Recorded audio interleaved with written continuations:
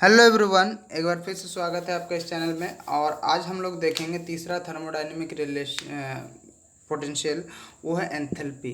तो एंथैल्पी क्या है? तो एंथैल्पी है that this is known as total heat. Total heat का मतलब होता है total heat of a system को ही हम क्या बोलते हैं? एंथैल्पी बोलते हैं। ठीक है, total heat of a system is known as enthalpy. सीधा सीधी एक बात पे देखेंगे, एंट्रोपी क्या था? तो एंट्रोपी क्या था? Disorder of the system. ठीक है, डिसऑर्डर ऑफ द सिस्टम। तो एंथैल्पी क्या है? Enthalpy total heat of the system, total heat of the system. It is denoted by H, it is denoted by H. इसको mathematically कैसे define करेंगे? H is equal to U plus P V. U क्या है? तो you मेरा internal energy है, और P V मेरा क्या है? तो पी वी मेरा वर्क डन है। ठीक है, पी वी मेरा क्या है? तो वर्क डन है। यहाँ यू भी P are the state variable. U भी पी क्या है? मेरा स्टेट वेरिएबल है। अब हम चेंज इन एंथैल्पी देखेंगे। चेंज इन एंथैल्पी देखेंगे तो D H is equal to D U plus P D V plus V D P. अब हमने पिछला बार पढ़ा था D U is equal to क्या होता है? D U is equal to T D S minus P D we. ये इंटरनल एनर्जी में हमने देखा था। Now putting the value of D you in equation one. अगर एक इक्वेशन वन में इसको इक्वेशन एक मान के यदि हम डी यू का वैल्यू को यहाँ पे रखते हैं तो हमें क्या मिल जाएगा? Change in enthalpy D H is equal to T D S plus B D P. तो आई थिंक ये समझ में आ गया होगा एंथैल्पी क्या है। एंथैल्पी है total heat of a system, और इसका मैथमेटिकल एक्सप्रेशन और चेंज ऑफ एंथैल्पी हमने यहाँ पे देख लिया। अब हम देखेंगे for reversible isobaric process. For reversible isobaric process तो यहाँ पे P क्या हो जाएगा? D P is equal to zero. अगर D P is equal to zero हो जाएगा तो हम यहाँ पे बोल सकते हैं इसी डी पी का वैल्यू को अगर हम इस इक्वेशन में डालते हैं तो हमें क्या मिल जाएगा? D H is equal to T D S. D H is equal to T D S. Then for an isobaric process the change in enthalpy is equal to heat absorb. मतलब जो आइसोबारिक प्रोसेस में जो enthalpy change होगा वो absorb heat के बराबर होगा। वो जो भी हीट एब्जॉर्ब करेगा उसके क्या होगा? इक्वल होगा। ये था एंथैल्पी का और change in enthalpy in isobaric process आपने देखा। अब हम देखते हैं for isobaric adiabatic process. For isobaric adiabatic process तो इसमें हीट जीरो हो जाएगा। तो हम इसी वैल्यू को उस पिछले वाले इक्वेशन में डालेंगे। इसको आप उस इक्वेशन को आप कॉपी में लिख के रखिए। तो क्या हो जाएगा? एच इज इक्वल टू क्या हो जाएगा? D H is equal to क्या हो जाएगा? Zero. Then H is equal to क्या हो जाएगा? आपका constant. Then enthalpy remains constant in reversible isobaric adiabatic process.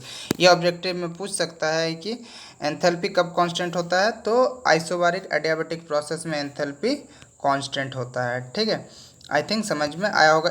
बस इस वैल्यू को आप वो जो इक्वेशन मैंने माना था चेंज इन एंथैल्पी का उस पे जाके पुट कर दीजिए। उसके बाद देखिए डी एच का वैल्यू क्या आ जाएगा? मेरा ज़ीरो आ जाएगा। इतना तो आपको आता ही होगा, कॉपी निकाल के इसको लिखिए।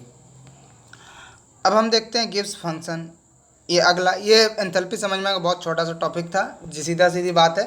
Change of sorry total heat of the system. अब हम यहाँ देखते हैं गिब्स फंक्शन। ठीक है, गिब्स फंक्शन और अ गिब्स फ्री एनर्जी। ठीक है, गिब्स फंक्शन और गिब्स फ्री एनर्जी।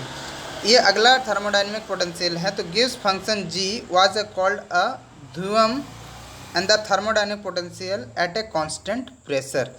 तो ये जो गिब्स फंक्शन एक्चुअल हम इसको देखेंगे तो it is a total energy of the system. It is a total energy of the system to do work. मतलब कि एनर्जी का वो सिस्टम का वो एनर्जी जो वर्क के लिए ही है। ठीक है, जो वर्क के लिए। तो total energy of the system to do work, जो काम में लगेगा जो एनर्जी, वही आपका क्या है? Gibbs free energy. वही आपका क्या है? Gibbs free energy. I think समझ में आया क्या है गिब्स फ्री एनर्जी। तो गिब्स फ्री एनर्जी क्या है? तो ये है जो टोटल सिस्टम का जो टोटल एनर्जी जो किस पे लगे? जो वर्क पे लगेगा, जो काम पे लगेगा, उसको हम लोग क्या बोलते हैं? गिब्स फंक्शन और Gibbs free energy. And this is defined as, mathematically इसको डिफाइन कैसे करेंगे? G is equal to U minus T S plus P V. TS plus PV। अब हमने पढ़ा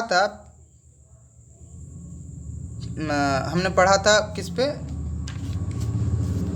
आपका सेकंड वाला कौन सा था, हेल्महोल्ट्ज़ फ्री एनर्जी पे। हेल्महोल्ट्ज़ फ्री एनर्जी में हमने पढ़ा था F is equal to U minus T S होता है। आपने पिछला वीडियो जरूर देखे हेल्महोल्ट्ज़ फ्री एनर्जी। तो F is equal to U minus T S. Then यदि हम u का वैल्यू को यहाँ पे रखेंगे इस जगह पे, तो हमें क्या मिलेगा, g is equal to F P V. अब इसको मैं मैथमेटिकली करके दिखा दूँ या आप खुद कर लें, मैं करके ही दिखा देता हूँ, ठीक है। एफ इज इक्वल टू, तो u इज इक्वल टू क्या हो जाएगा, u is equal to F plus T S होगा, एफ प्लस टी एस। अब इस u का वैल्यू का यदि हम इक्वेशन 1 पे रखते हैं, u का वैल्यू का अगर हम इक्वेशन 1 पे रखते हैं, तो g इज इक्वल टू क्या हो जाएगा, g is equal to F plus T S minus T S plus P V. तो यहाँ से प्लस टी एस और माइनस टी एस कट जाएगा, तो आपका पास बचेगा कि ये जो फाइनली इक्वेशन दिख रहा है, ये इक्वेशन बचेगा। इसको आप मैथमेटिकली कर सकते हैं, ये इसको आप मैथमेटिकली कर सकते हैं। सिर्फ यहाँ से u का वैल्यू, ये एफ क्या है, this is the Helmholtz free energy, ठीक है, this is the Helmholtz free energy. This is relation between Gibbs function and Helmholtz function. क्या है ये, किसके बीच का रिलेशन है, गिब्स फंक्शन और हेल्महोल्ट्ज़ फंक्शन। अब हम अगला देखते हैं, since h is equal to U plus P V, H is equal to क्या होता है, u प्लस पी वी। अभी हमने देखा h is equal to U plus P V, तो h is equal to U plus P V, then equation 1 become क्या हो जाएगा, g is equal to h minus T S. Copy में note down करें तभी समझ में आएगा, ठीक है ना। Then h is equal to क्या हो जाएगा, g plus T S. Then enthalpy गिव्स free, enthalpy is equal to गिव्स फ्री एनर्जी, ये g गिव्स फ्री एनर्जी माइनस ये जो टी एस है, this is the latent heat of the system, latent heat of the system. There means enthalpy is equal to गिव्स energy is free energy minus latent heat. For isothermal process इसको देखेंगे तो T D S is equal to D T S हो जाएगा, ठीक है, ये latent heat आपका।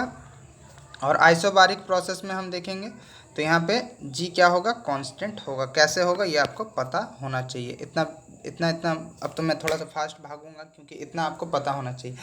अगले जो वीडियो आएगा वो thermodynamic relationship between the variables, thermodynamic potential का रिलेशन निकालेंगे, जो मैक्सवेल रिलेशन जिसे बोला जाता है। तो इसके लिए आप जरूर एक बार पार्शियल डिफरेंशिएशन जरूर पढ़ ले, ठीक है, पार्शियल डिफरेंशिएशन जरूर पढ़ ले। मैंने कहा था मैथमेटिकल काम आएगा और वो काम आ रहा है। पार्शियल डिफरेंशिएशन जरूर पढ़े और उसके बाद उस वीडियो को जरूर देखिएगा, ठीक है।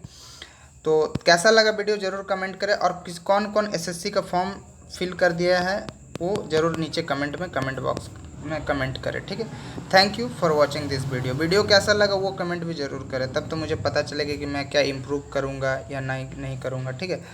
Thank you.